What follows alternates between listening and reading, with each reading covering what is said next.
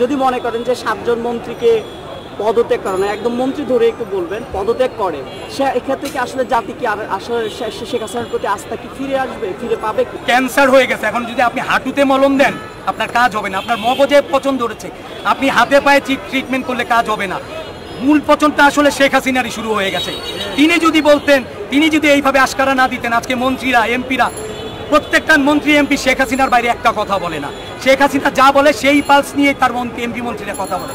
সুতরাং এখন এমপি মন্ত্রী চেঞ্জ করে যদি তিনি মনে করে যে তিনি সাধু হয়ে গেছে, আমার মনে হয় না জনগণ এটা বিশ্বাস করবে। দেশে এখন আগুন লেগেছে, আমাদের প্রথম কাজ হচ্ছে এই আগুনের জন্য প্রধান দায়ী হচ্ছে শেখ হাসিনা। আমাদের প্রথম কাজ হচ্ছে যিনি আগুন লাগিয়েছে তাকে চিহ্নিত করা এবং তাকে সরানো।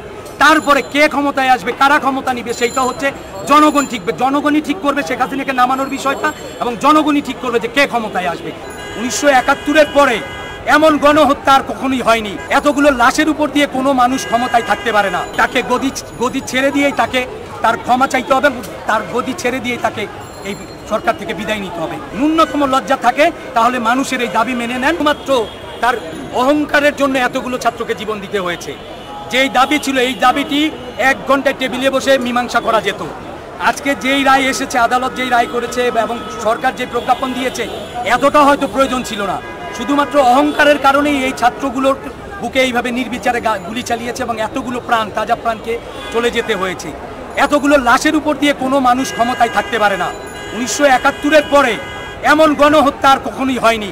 স্বৈরাচার বিরোধী যে আন্দোলন ছিল, এরশাদের আন্দোলনে এত প্রাণ, হাতে গোনা 2-4টা মৃত্যুর পরেই এই বেহাইয়া এরশাদ তার গতি ছেড়ে দিয়েছিল। কিন্তু এই খুনি হাসিনা এতগুলো লাশের পরেও একটার পর একটা মিথ্যাচার করে যাচ্ছে। এই মিথ্যাচার মানুষ আর বিশ্বাস করে না। গত 16 বছর ধরে যেই শোষণ নির্যাতন চালিয়েছে এইটা মানুষ মুখ বুজে সহ্য করে গেছে। কিন্তু যখন তার সন্তানের লাশ তার ঘরে পৌঁছেছে, যখন তার সন্তানকে কবরে দাফন করতে হয়েছে, তখন সে আর এই স্বৈরাচারের আন্ডারে আর 1 মিনিটও থাকবে না। এখন সবার সাধারণ মানুষের যেই দাবি, এই দাবির সাথে আমরা একাত্মতা ঘোষণা করেছি। আমরা আজকে ছাত্রদের সাথে একত্রিত হয়েছি। ছাত্রদের যে মিছিল, যে লাশের মিছিল হয়েছে, আর একটি লাশও আমরা দেখতে চাই না।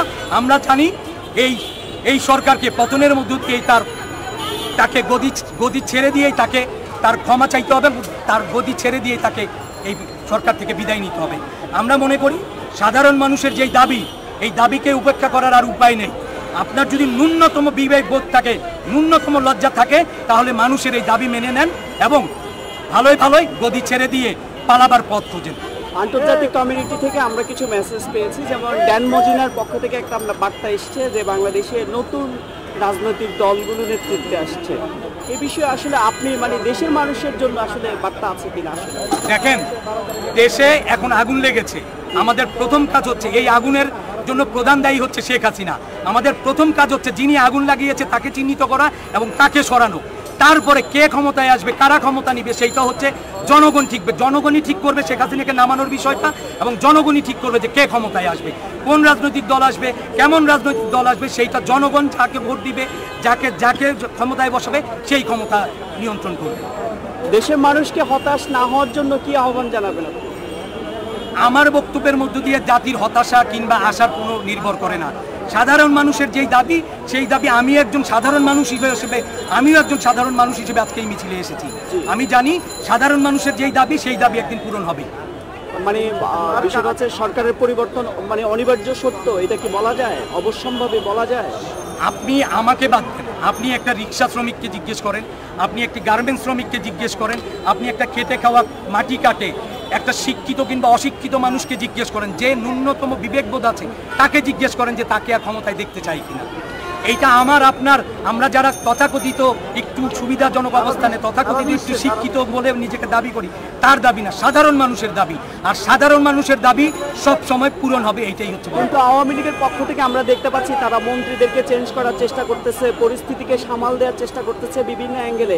তারা তো আসলে ক্ষমতা ছাড়বে এইরকম প্ল্যানে তো তাদের কর্মকাণ্ড দেখে আমরা মনে করছি কোনো স্বৈরশাসকই কখনো ক্ষমতা ছাড়ার চিন্তা করে না, তাকে বাধ্য করতে হয় এবং জনগণ তাকে বাধ্য করবে, এটা আমি বিশ্বাস করি। ধন্যবাদ। আচ্ছা, যদি মনে করেন যে একটা লাস্ট প্রশ্ন, বিরক্ত করে, যদি মনে করেন যে 7 জন মন্ত্রীকে পদত্যাগ করে না, একদম মন্ত্রী ধরে একটু বলবেন, পদত্যাগ করে, সে এক্ষেত্রে কি আসলে জাতি কি আর আসলে শেখ হাসিনার প্রতি আস্থা কি ফিরে আসবে, ফিরে পাবে কি? দেখেন, এইটা হচ্ছে আপনার ক্যান্সার হয়ে গেছে, এখন যদি আপনি হাঁটুতে মলম দেন আপনার কাজ হবে না। আপনার মগজে পচন ধরেছে, আপনি হাতে পায়ে ট্রিটমেন্ট করলে কাজ হবে না। মূল পচনটা আসলে শেখ হাসিনারই শুরু হয়ে গেছে। তিনি যদি বলতেন, তিনি যদি এইভাবে আশকারা না দিতেন, আজকে মন্ত্রীরা এমপিরা প্রত্যেকটা মন্ত্রী এমপি শেখ হাসিনার বাইরে একটা কথা বলে না। শেখ হাসিনা যা বলে সেই পালস নিয়ে তার এমপি মন্ত্রীরা কথা বলে। সুতরাং এখন এমপি মন্ত্রী চেঞ্জ করে যদি তিনি মনে করে যে তিনি সাধু হয়ে গেছে, আমার মনে হয় না জনগণ এটা বিশ্বাস করবে।